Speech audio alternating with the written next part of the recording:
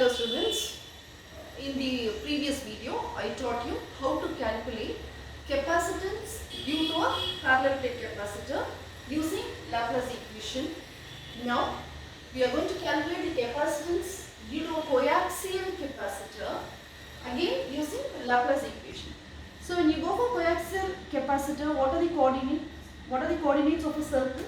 Whenever you have a circle, what are the coordinates that you will mention? You will always give the radius r and the angle of inclination theta. These are the polar coordinates. So your coaxial capacitor, when you see the outer view, you will have a circle form.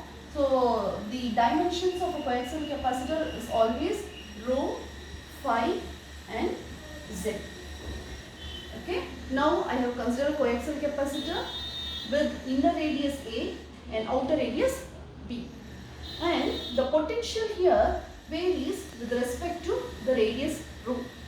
So there is no variation along phi and there is no variation along z. So we can neglect these two.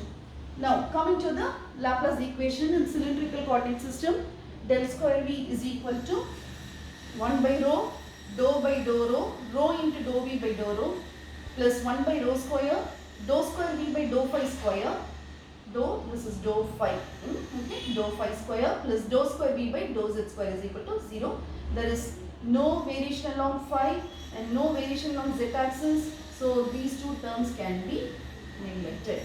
And the equation reduces to 1 by rho, dou by dou rho, rho into dou V by dou rho equal to 0. Now, as usual, this 1 by rho, when I multiply with 0, it is going to be 0. Next, what I do is, I am going to integrate this with respect to dou rho. We'll integrate 0 to 0, but you will have a constant of integration a. So rho into dou V by dou rho is equal to a. And the equation reduces to dou V by dou rho is equal to a by rho. Now what we have to do? Now again, when you differentiate, when you integrate this, when you integrate 1 by rho, what is integration of 1 by rho? It is log of x. But usually we here mention natural logarithm. So I write it as ln of rho. So a into ln of rho plus constant of integration b. So we have arrived at the general equation.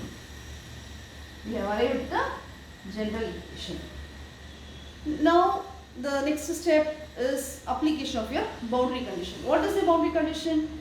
The inner radius is A. When the inner radius is A, the potential V is equal to V naught. And outer radius is B. And when the outer radius is B, your potential is 0. Because there are no charges present outside. That's why the potential is 0. Now, I am applying the boundary condition. Rho is equal to B. When I apply rho is equal to B in this equation, B is equal to 0. So, substitute B equal to 0. A ln B plus capital B. So B is equal to, I bring it to this side, so minus A ln B. So you have found the value of B. Now to find the value of A, I am going to substitute rho equal to A. When the radius is equal to A, B is equal to V naught. So in this equation, I am going to substitute B is equal to V naught. A into ln of, I am going to substitute the radius equal to A. And however, you have found the equation of B. The value of B, which is minus A into ln of B. So your equation V naught is equal to A ln A minus capital A ln B. So when you see this equation, it is very much evident that A is a constant. I can take it out. When I take the constant out, it is like V naught will be equal to A into ln of A minus ln of B. Ln of A minus ln of B. Log of A minus log of B, I can write this ln of A by B. So I take it to the denominator. So A will be equal to V naught divided by ln of A by B. Okay. Now is that you have found the value of A and also the value of B.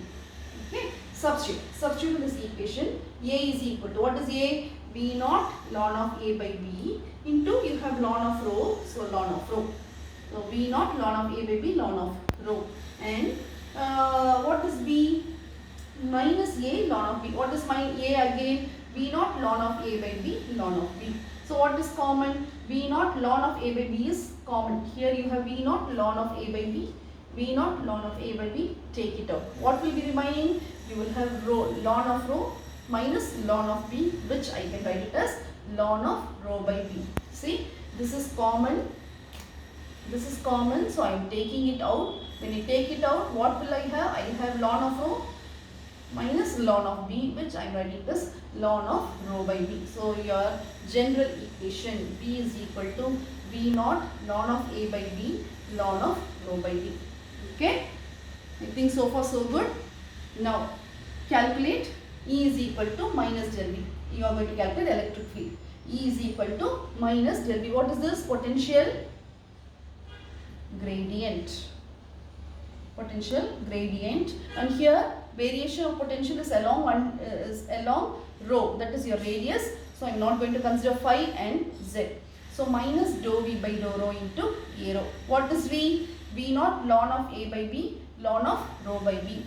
Okay, I am substituting the value dou by dou rho, V naught ln of rho by B divided by ln of A by B into a rho vector.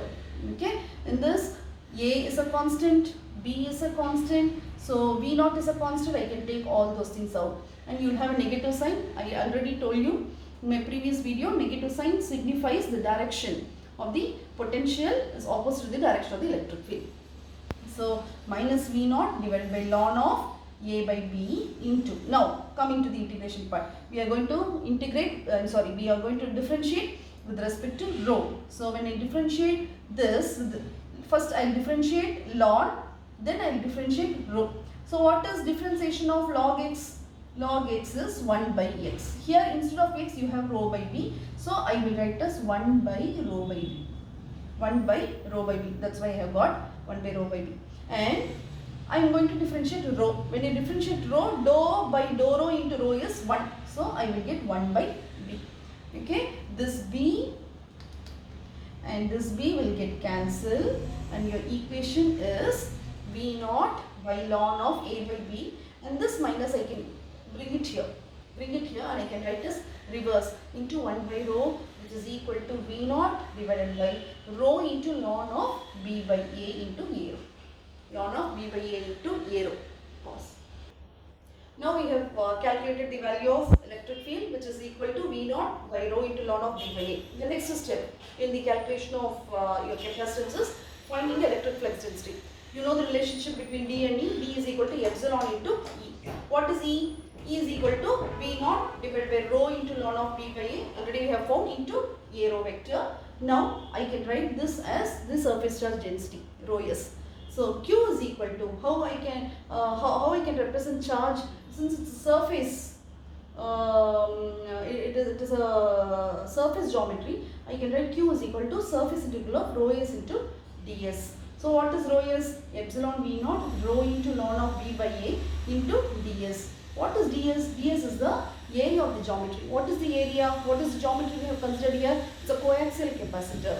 Coaxial capacitor, and I am going to consider only the inner radii. So the circumference is 2 pi r. So instead of r, I am going to substitute a, 2 pi a, and coaxial in the sense you will have, it's a cylindrical form. So you will have a length, lengthy, the geometry will be like this actually.